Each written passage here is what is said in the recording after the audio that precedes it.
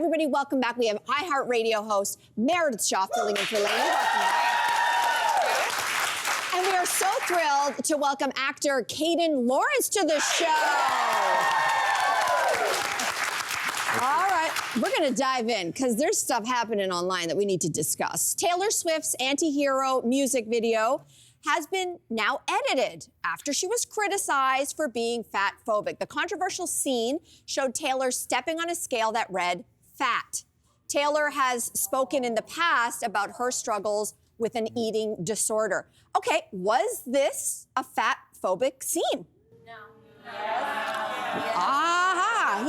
So who wants to kick it off? You know, I got so much to say. I really do. I got so much to say, and honestly, what I really feel honestly in this moment is I hope I get this right, because I think there's a lot of people who are very invested in how this comes out. And I had two reactions. One was my personal one, that when I watched the music video as a Swiftie, I thought, ooh, I see where this is going. I sort of had an anticipatory reaction of what might be on that scale. And my personal reaction to Taylor was, I'm so sad for you. Woman to woman, you know, if an eating disorder resonates with your experience at all, you wouldn't wish that on your worst enemy. And so I had a lot of just empathy for what she clearly has been through. But Taylor Swift has not been and is not a fat person. And so when you have someone like that in that contest using that word, fat becomes a feeling. And fat isn't a feeling. Fat is something that people go out in the world with and can't kind of feel like it and then not feel like it and not be perceived that way. So when she uses a word like fat, it associates it with something bad. And when you associate fatness with badness, that's fatphobic. What do you think, Kaden? Well said. Well said. I agree. I don't disagree. I think, though, that it's interesting because I didn't see the original video with the actual shot of the fat on the scale. I saw it post. So I didn't see the actual scene as it was originally written. However, I think, though, we need to be careful about shaming someone who is sharing their own personal experience. In that this was written by Taylor, this was directed by Taylor. She had explicitly stated that this was about the feelings that she was going through when she was experiencing her eating disorder.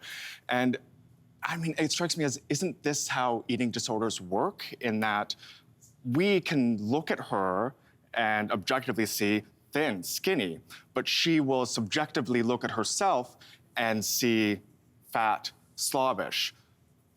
That's the essence of that eating disorder. So, like, yes, but I think there is this, but like, no, this was her. I know, that's what no. And I'm gonna say yes to what you're saying too, because I think you can have an eating disorder and also operate in fat-phobic ways. In fact, I feel like that's sort of what fat phobia turned inwards. I mean, that's what you're battling when you are in the depths of an eating disorder. So I think yes and no as well.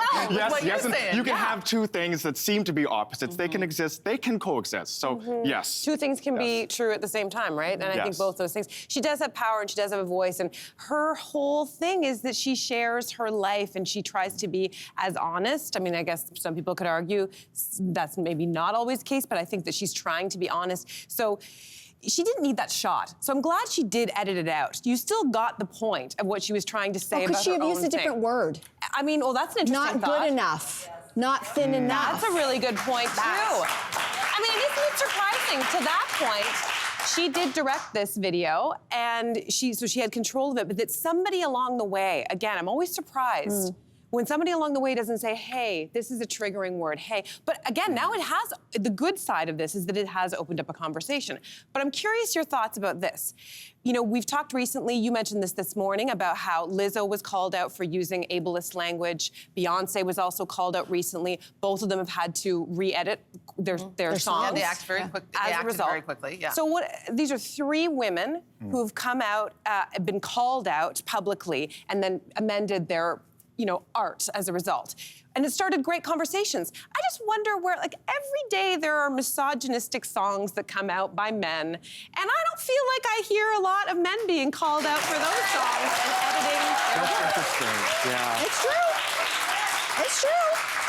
I'm glad somebody brought up Lizzo, because I think Lizzo's been somebody who's been such a trailblazer in body positivity. And when she was in Vogue a few years ago, she was asked specifically about, well, you're like this role model for the body positivity movement and reclaiming the word fat. And she uses that for herself, not in a bad way, in a really positive way.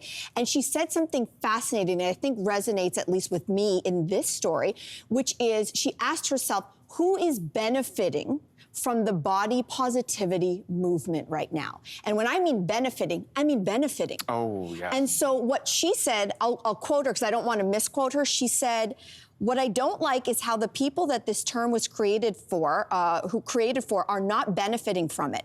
Girls with back fat, girls with bellies that hang, girls with thighs that aren't separated, that overlap, girls with stretch marks, girls who are in the 18+ club. They need to be benefiting from the mainstream effect of body positivity now. In other words, where there's a difference between the way that Lizzo approaches body positivity and sharing her truth and how Taylor is Taylor, for all, and I agree with what everybody says here, Taylor is selling a massive amount of albums, right? And then Lizzo, she's a trailblazer in this space because she says, I'm getting mine, and this word is for me to reclaim, and all my curvy girls need to be benefiting. And it's not just a trend, it's not just a hashtag. We are benefiting from this movement. And I thought that was a fascinating angle to this as well. Yeah, I mean, words matter, like a million percent. And in this case, that word brings with it so much. And when you are Taylor Swift and you can go out into the world and not have the ramifications of being in a bigger body, of sitting down on a chair and thinking it might not hold you, if going out into a store and buying your size, if that's not a process that she is dealing with, I think that word, given that she has so many young fans, and associating that with something you would never, ever want to be, the worst thing ever would be to be fat. She's making that message, and I think that's really not okay. Yeah, yeah. Great. Hey there, wasn't that great? Do you know where you can find some equally good content? Our YouTube page. It's filled with discussions, debates, and some laughs. Head there now, like and subscribe.